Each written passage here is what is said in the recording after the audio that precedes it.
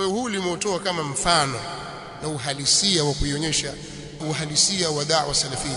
Da'wa salafia ya ukweli ni ile iliyojengwa katika misingi hiyo.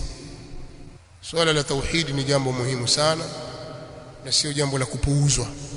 Na da'wa yoyote iliyojenga katika kuipuuza tauhid au ilmu na mingineyo katika misingi ya da'wa hii ni da'wa zilizo kinyume, hata kama watu wake watajisingizia kwamba wao wako katika salafia. Sasa nimeeleza kwa ufupi kuhusu usalafi wa kweli. Usalafi wa kweli ni ule uliojengwa katika misingi ya kitabu cha Allah subhanahu wa ta'ala na sunna za mtume sallallahu alaihi wasallam, Uislamu waliokuwa nao masahaba na tabi'in na wale waliofuatia wao kwa wema. Ayati ziko nyingi na kila mara tunazitaja na haziwezi kubadilika, ndio hizo hizo na ukweli ndio huo huo. Tutazisoma na kuzikariri mara zote. Allah subhanahu wa ta'ala katika miongoni mwa aya anazotuhimiza kufuata njia ya hao wema waliotangulia. Maana sikutaka kueleza salafi kilugha maana yake nini, kiistilahi maana as-salaf ni wale wema waliotutangulia. Sawa? Na manhaji ya salaf ni ule mfumo wa kufuata Uislamu safi aliokuja nao Mtume sallallahu alaihi wasallam, ukapokewa na masahaba, kisha waliokuja baada yao, kisha waliokuja baada yao.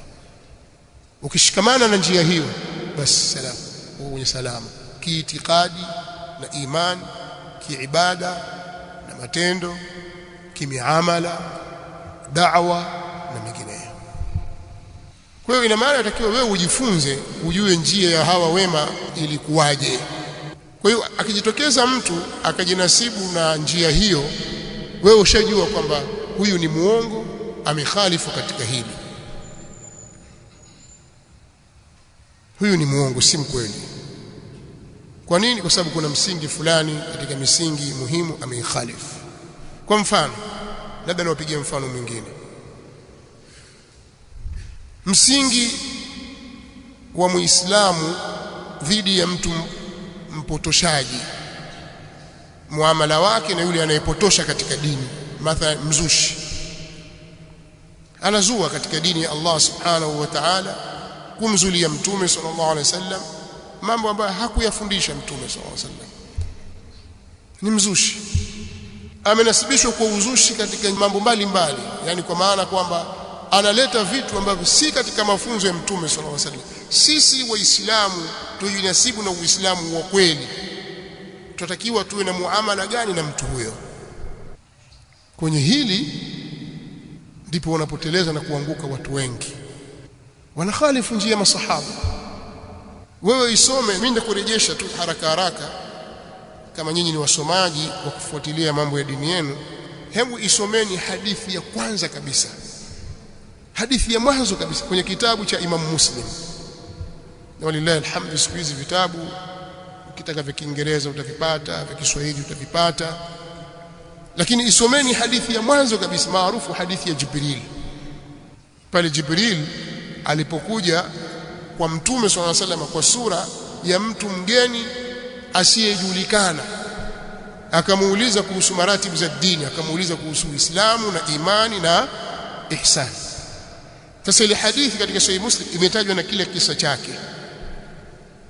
Msomeni sahaba Abdullah ibn Umar, msimamo wake ambao ndio msimamo uliofunzwa na mtume Muhammad sallallahu alaihi wa alihi wasallam dhidi ya wazushi. Vitabu vingine viko mbali zaidi, vingine viko mbali ya upeo wenu, lakini mkiwasoma masahaba akina Abdullah ibn Mas'ud radhiyallahu ta'ala anhu, namna walivyokuwa wakitaamali na wazushi waliozua katika dini hii, iwe ni katika mambo ya kiitikadi au katika mambo ya ibada. Mzushi katika aina yote aleta jambo ambalo halipo katika dini hii, hakulifunza mtume Muhammad sallallahu alaihi wasallam. Masahaba walikuwa na msimamo upi juu ya mzushi?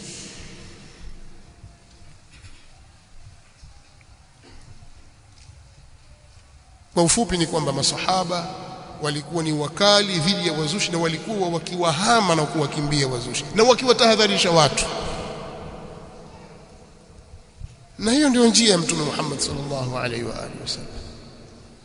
Wanaostahili kupewa udhuru watapewa udhuru kwa sababu ya ujinga, kwa sababu ya ta'wili na mingineyo, lakini uzushi lazima utahadharishwe, na wale wanaokusudia makusudi kuwapotosha watu wakitahadharishwa, na wale wanaotetea wazushi wakitahadharishwa pia na wao. Hii ndio njia ya Mtume Muhammad sallallahu alaihi wasallam na njia ya maswahaba zake. Sidhani kwa maswahaba walijitungia wenyewe utaratibu.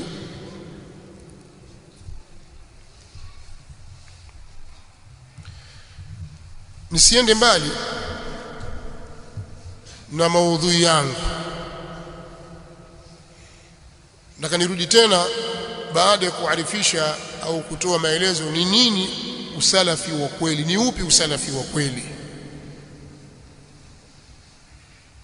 Baada ya kulieleza hilo kwa lugha nyepesi, maana nilikuwa nisome maneno taarifu, fulani kasema hivi, fulani kasema hivi, fulani kasema hivi, kama ninavyofanya mara nyingi.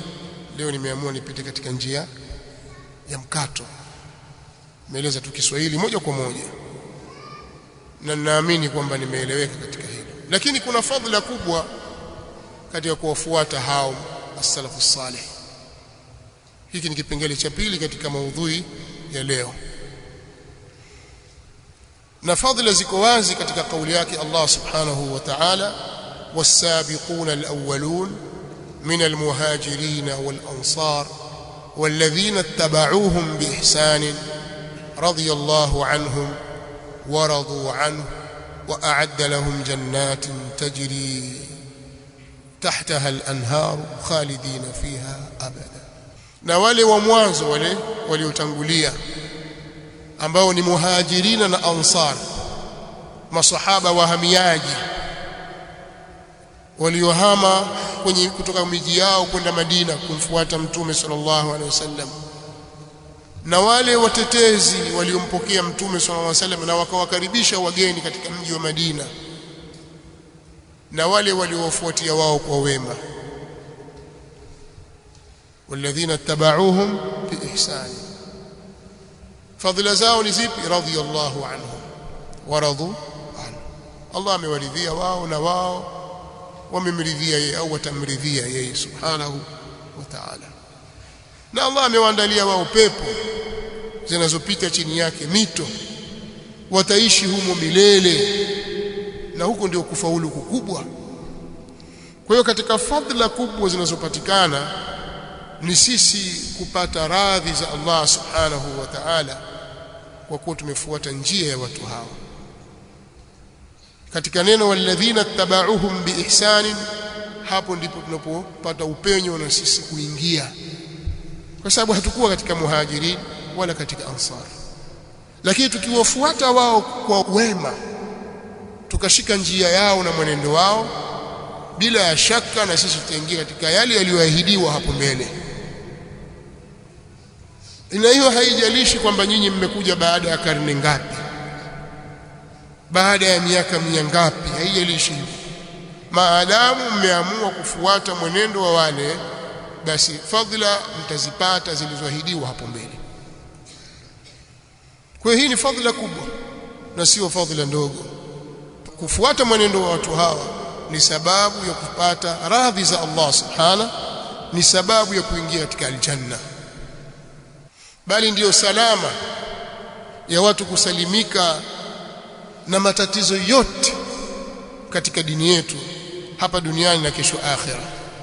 Mtume sallallahu alaihi wa alihi wasallam katika maneno yake yaliyopokewa kutoka kwake sallallahu alaihi wa alihi wasallam, alipokuwa akiwaelezea waislamu na kuwahusia, akawaambia, waman ya'ish minkum fasayara ikhtilafan kathira, yoyote atakayeishi miongoni mwenu atakuja kuziona tofauti nyingi. Fa alaykum bi sunnati wa sunnati al-khulafa'i ar-rashidin al-mahdiyyin, lazimianeni na mwenendo wangu na mwenendo wa makhalifa wangu waongofu wenye kuongozwa, shikamaneni nao huo. Hiyo ndio dawa ya mifarakano. Yani haitatosha wewe kusema mbele za watu, ndugu waislamu tuacheni farqa, tuwe kitu kimoja. Hii haisaidii. Sababu zinazopelekea kutufarakanisha ni zipi? Kama ikiwa sababu ni kuyaacha mafunzo ya Qur'ani na Sunna na mwenendo uliotangulia kwa wema, farqa haitaacha kuweko na itatutesa mpaka turudi katika njia. Tukirudi katika njia, Allah subhanahu wa ta'ala ile mifarakano ataiondosha. Lakini sio wewe umengangania jambo lako la kizushi, utaki kuliachia, wataka sisi tukufuate wewe, kwamba tukufuate, tukuache nalo hivyo hivyo na tunguri lako na hirizi lako, tukufuate hivyo. Haiwezekani. Acha hilo, tukae pamoja. Tumeambiwa wa'tasimu bihablillahi jami'a wala tafarraqu, shikamaneni na kamba ya Allah subhanahu wa ta'ala nyote. Wewe utakana tuende kwenye kamba tuishike, sio tukufuate wewe. Kwa ufumbuzi wa matatizo yetu na fadhila zake kwa kwenye kushikamana na njia hii, ni katika fadhila hizo. Shikamaneni na mwenendo wangu na mwenendo wa makhalifa wangu waongofu wenye kuongozwa baada yangu, na tahadharini. Akatoa tahadhari pale. Bali Mtume sallallahu alaihi wa alihi wasallam katika maelezo yake mazuri kabisa ameweka wazi, kama ilivyokuja katika hadithi ya Muawiya bin Abi Sufyan radhiyallahu ta'ala anhuma, kwamba amesema ala inna Rasulullah sallallahu alaihi wa alihi wasallam qama fina faqal, fahamuni kwamba Mtume sallallahu alaihi wasallam alisimama kwetu.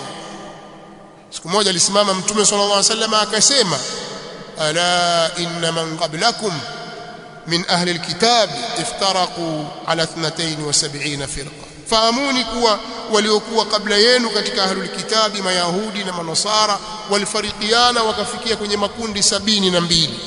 Wa inna hadhihi almilla, hakika mila hii, dini hii na mfumo huu niliokuja nao mimi, watu wake sataftariku ala 73 firqa, watafarikiana katika makundi 73.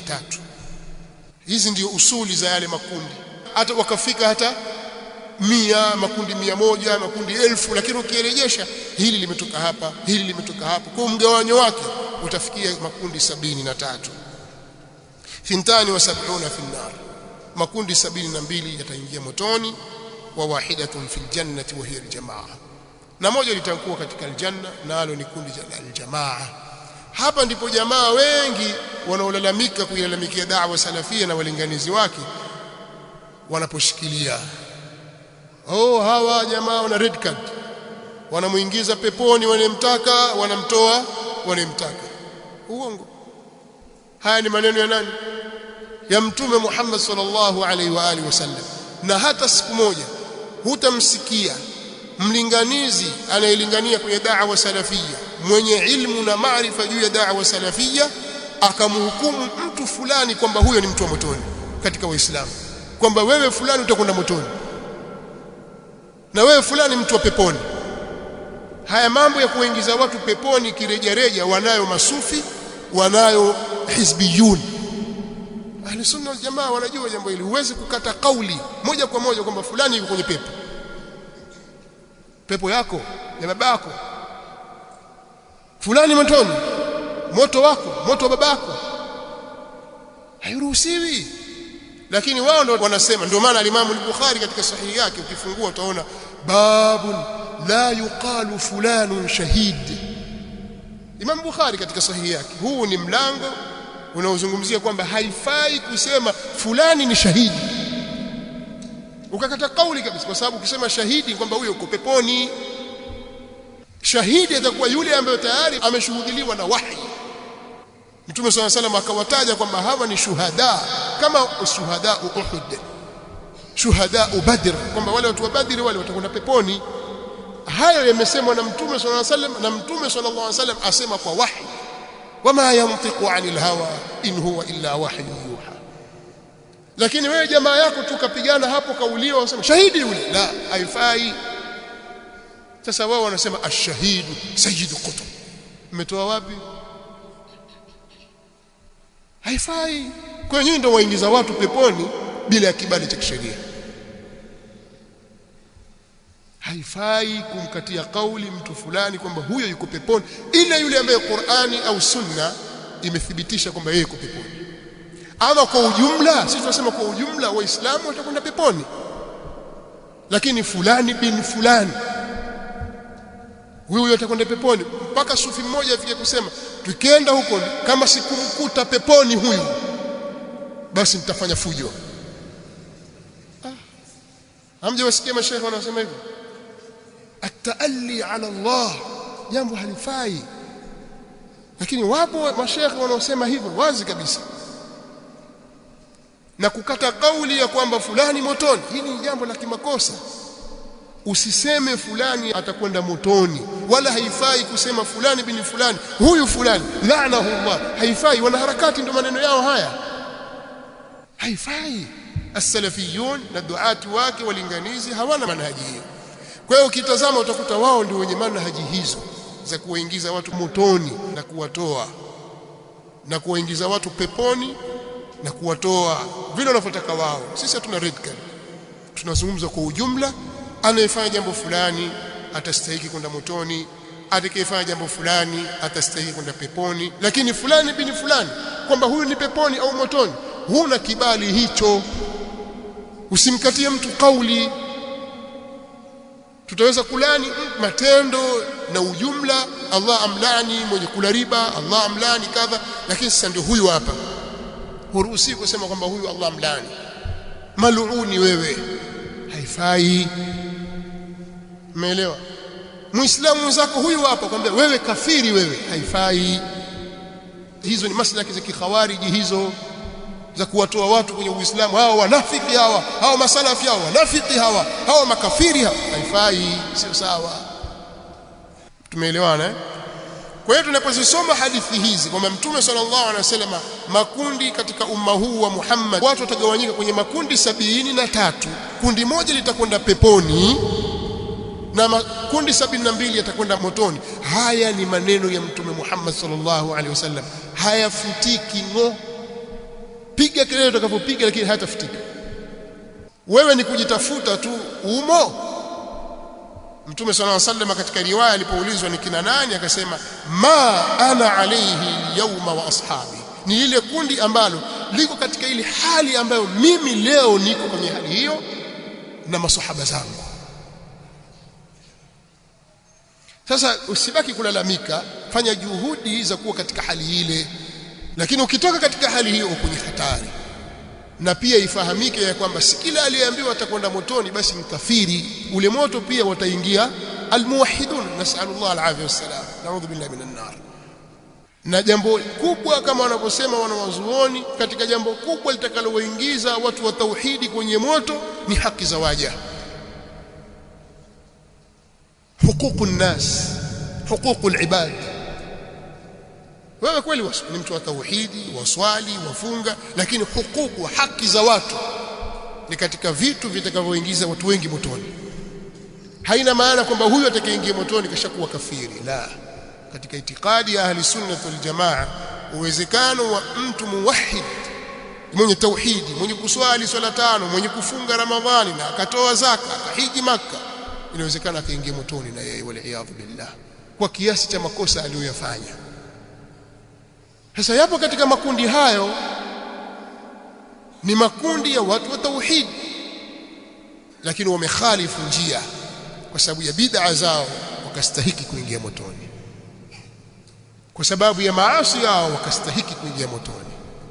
Kwa hiyo umma huu utagawanyika katika makundi hayo. Sisi tunatakiwa tutafute salama ya kupambania watu sasa warudi katika ile njia ya sawa sawa.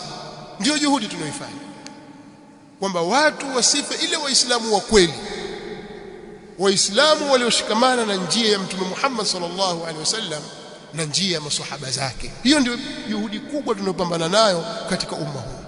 Aqida sahiha na imani ya kweli, al-amalu salih na miamala iliyonyooka ya kisawa sawa, na watu kubaki katika taa na kuacha maasi. Hilo ndilo ambalo sisi tunalipigania na ndio da'wa iliyo sawa. Kinyume cha hivyo ni kutafuta maangamivu. Naona wakati al-adhan pia ushapita, paadhiniwe. nitakuja na usulubu mwingine kidogo baada al-adhan.